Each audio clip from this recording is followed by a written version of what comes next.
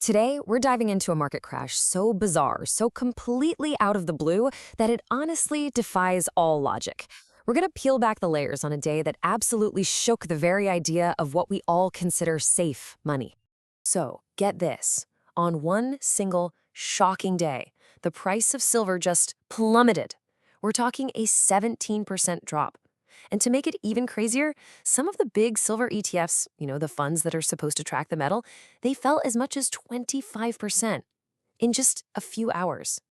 And nope, it wasn't just silver. Gold, the asset that's supposed to be the world's ultimate safe haven, the one thing you run to in times of chaos, it crashed by over 7.5% in the exact same window. The sheer scale of this is just mind-boggling. Across the entire market, over $10 trillion in value was just gone, wiped out in 24 hours. That's like half the GDP of China just vanishing into thin air. But here's where the story gets truly strange. You know Bitcoin, right? The notoriously volatile crypto that can swing wildly at any moment. Well, it actually fell less than gold on that day. I mean, when Bitcoin starts looking like the stable option, you know something is seriously wrong. This was no ordinary market event. And that really brings us to the main question, doesn't it? How on earth could the assets that are supposed to be our financial bedrock, our security blanket, experience a crash this huge?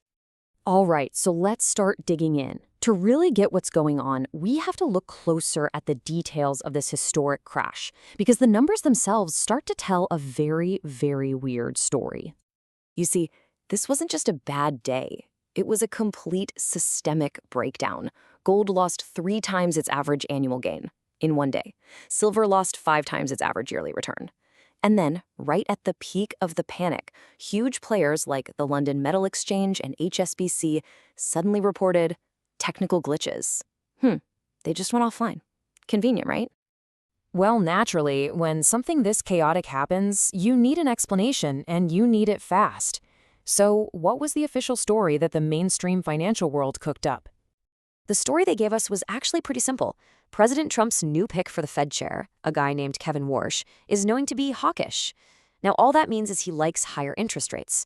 And when interest rates go up, boring old government bonds look more attractive. So gold, which pays you no interest, looks less attractive. So the market sold gold. Easy enough to understand, right? Well, not so fast.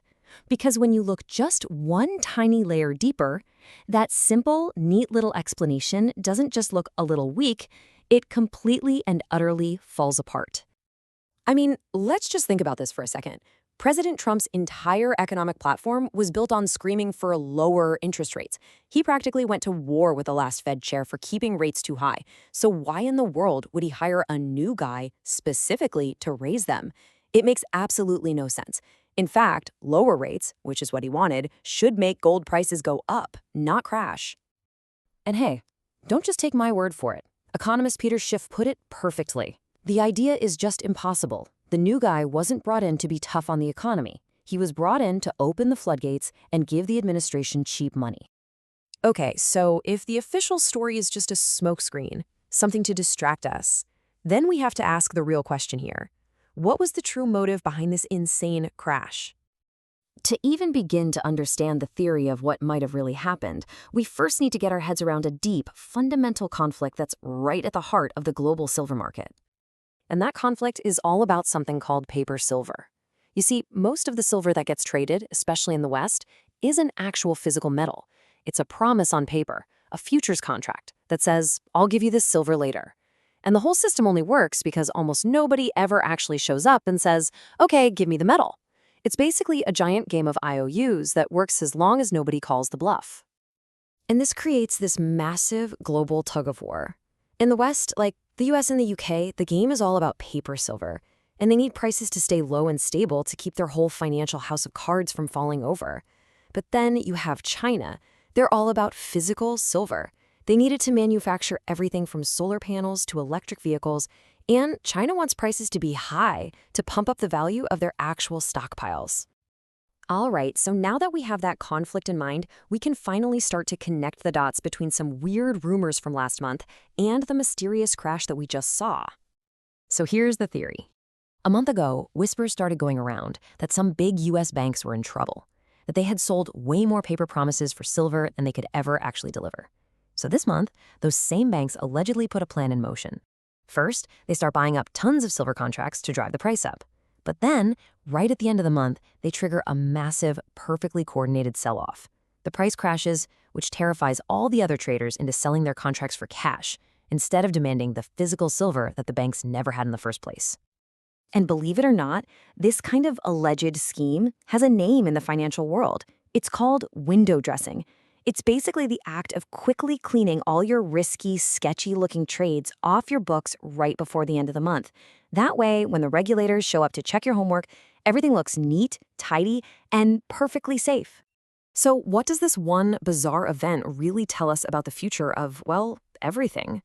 The implications here are way bigger than just one bad day for investors. So let's zoom out. What's the big takeaway? Well, this whole crash happened in the paper market, and it basically ripped the curtain back on how fragile a system built on promises instead of real things truly is. You could even see this as a major battle in that growing economic war between America's financial power and China's industrial power. And underneath it all, it shows that people are losing faith in the old system, which is exactly why they were running to real assets like gold and silver to begin with. And all of this leaves us with one final, pretty unsettling question. If the system is set up in a way that allows trillions of dollars to be erased from the board, potentially just to solve a back office problem for a few giant banks, then what does that say about the safety of our money? Is any asset anywhere truly safe?